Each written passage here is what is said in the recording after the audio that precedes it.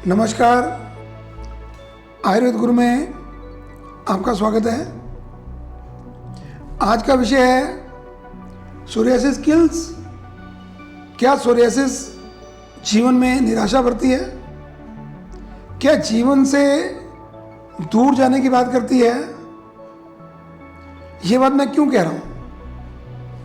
क्योंकि मुझे याद है कि आज से 4-5 साल पहले लगातार एक हफ्ते तक जो सोरियासिस के पेशेंट आए, उनमें से बहुत से लोगों ने कहा कि सर जीवन से बहुत निराशा हो गई, चेहरे पर कोई सुंदरता नहीं, किससे दोस्ती नहीं, समाज में लिंक टूट गए, तो क्या करना इस जीवन में रहकर। ये स्थिति पैदा होती है। क्यों होती है स्थिति पैदा? क्योंकि प्रॉपर ट्रीटमेंट मिला नहीं होता, प्रॉपर बात हमने अपनी कही नहीं होती और सामने से प्रॉपर आंसर उसका हमें मिला नहीं होता। तो क्या होता है कि जब ट्रीटमेंट भी नहीं हो रहा, कोई मन को समझाने वाला भी नहीं मिल रहा, कोई हमको काउंसलिंग करने वाला भी नहीं मिल रहा, और जो काउंसलिंग हो रही है वो सिर्फ किताबी काउंसलिंग हो रही है, ना कि एक प्रॉपर काउंसलिंग। क्योंकि मेरा मानना ये है कि हर व्यक्ति की अपनी एक टेंडेंसी है, हर व्यक्ति का अपना सोचने का ढंग है, सोचने का लेवल है। तो जो चिकित्सक है उसका क्या धर्म है, क्या उसका फर्ज है कि वो पेशेंट के स्तर पे जाए, पेशेंट की बात को सुने ध्यान से, सुनने के बाद उसका सोल्यूशन निकाले उसके हिसाब से। क्योंकि हर व्यक्ति के घर की परिस्थिति अलग है, हर व्यक्ति की फाइनेंशियल स्टेटस अलग है, हर व्यक्ति का जॉब प्रोफाइल अलग है, हर व्यक्ति का खान पान अलग है, हर व्यक्ति का देश काल परिवेश वो सब अलग अलग है। तो क्या उन सब के लिए क्या एक ही नियम लागू हो सकता है? क्या वो कभी लागू नहीं हो सकता। हमको क्या करना है? आयुर्वेद ने तो पहले ही बोला कि जब हमने चिकित्सा करनी है तो व्यक्तिगत चिकित्सा करनी है, हमने कॉमन चिकित्सा नहीं करनी।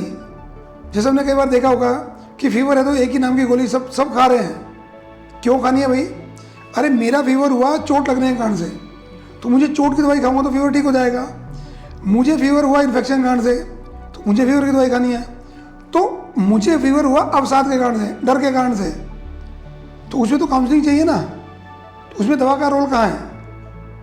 तो ऐसे ही सोरियासिस में जब कभी निराशा मन में जगे, जब कभी मन में यूँ लगे कि ये तो बीमारी कभी ठीक नहीं होगी, तो एक बार अपने किसी बड़े से बात करनी चाहिए। नहीं तो आयुर्वेद गुरु पर आप फ़ोन करके काउंसलिंग प्राप्त कर सकते हैं, अपना स्लॉट बुक करके अपनी काउंसलिंग कर सकते हैं। प्रॉपर काउंसलिंग ही प्रॉपर ट्रीटमेंट है।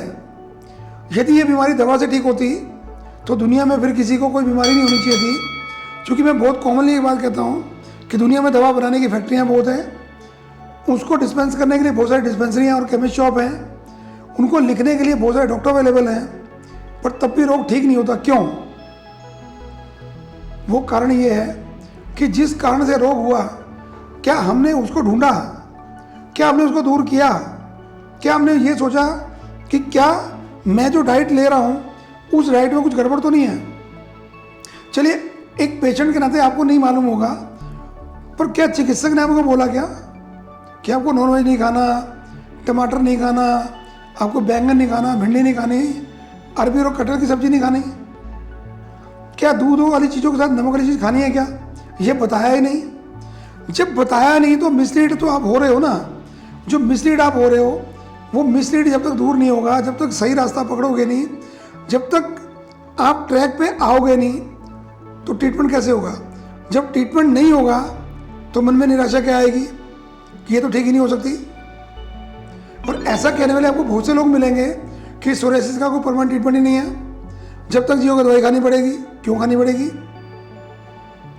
मैं अनेकों बार कह चुका हूँ कि मेरी लाइफ में मिनिमम टाइम किसी को ठीक होने में लगा तो 2 महीने, और मैक्सिमम टाइम लगा तो 3 साल लगे। 3 साल के बाद मैंने तो आज तक किसी को दवाई नहीं खिलाई है। शर्त क्या है? शर्त ये है कि हम उस रोग से निकलना चाहते हैं तो कॉन्फिडेंस हमको रखना पड़ेगा, लाइफस्टाइल हमको ही बदलना पड़ेगा, और अपने जीवन की दिनचर्या बदलनी पड़ेगी। यदि सूरज की धूप में जाना जरूरी है, विटामिन डी लेना जरूरी है, तो विटामिन डी लेना ही पड़ेगा।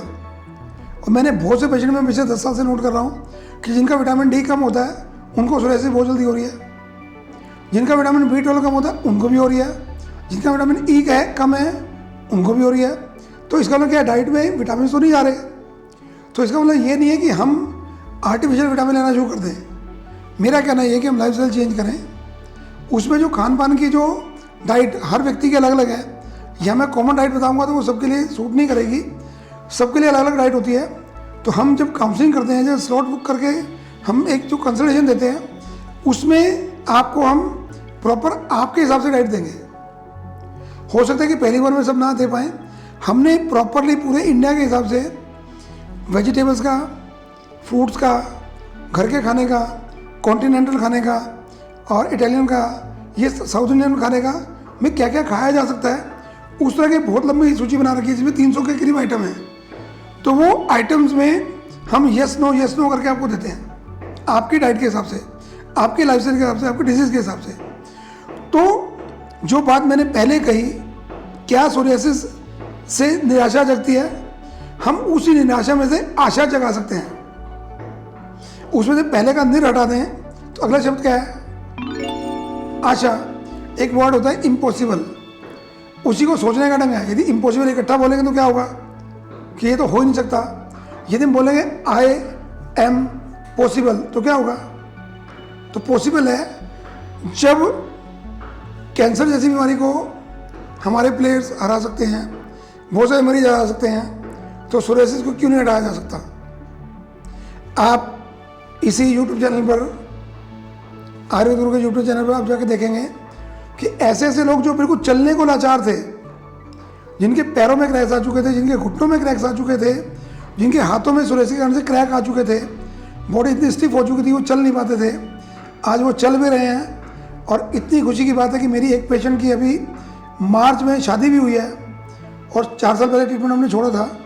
वो शादी इसलिए नहीं कर रहे थे, डर के मारे कि कहीं दोबारा तो नहीं हो जाएगी। तो उन्होंने 4 साल के बाद जब शादी की है, जब लगा कि अब कुछ नहीं हो रहा, सोरियासिस वापस रिपीट नहीं हुई, और उन्होंने शादी की, और मुझे जब वो फोटो में भेजी उन्होंने, तो मुझे कितनी खुशी हुई होगी आप सोच सकते हैं। तो मैं एक ही बात कहूँगा कि सोरियासिस में निराश होने की जरूरत नहीं है, सोरियासिस में लड़ने की जरूरत है। और जो फाइट करेगा वही विजयी होगा, वही जीतेगा। जो निराश होगा, ना तो उसकी सोरियासिस ठीक होगी, ना उसके घर वाले उससे खुश रह पाएंगे। सबसे पहले अपना मन बदलना है कि रोग मैंने ही लगाया है अपनी गलतियों से, अब उनको सुधार के रोग मैं ही ठीक करूँगा। इतनी बात कहते हुए आज के लिए आपको फिर कॉन्फिडेंस लेने की बात करूँगा, और आप इस वीडियो को ज़्यादा से ज़्यादा सोरियासिस के पेशेंट को शेयर करें, ताकि उनके अंदर भी जो निराशा का भाव है वो दूर हो। और हमारा एक वीडियो और है कि role of confidence in psoriasis, उसको भी आप जरूर देखें, उसको भी शेयर करें लोगों के साथ, ताकि कुछ लोग बिना दवाई के भी ठीक हो सकते हैं, कुछ लोग परहेज करके भी ठीक हो सकते हैं। यदि नहीं ठीक हो रहे हैं तो आप हमसे कंसल्ट करें, आयुर्वेद में कंसल्ट करें। नंबर डिस्प्ले हो रहे हैं। बहुत बहुत धन्यवाद।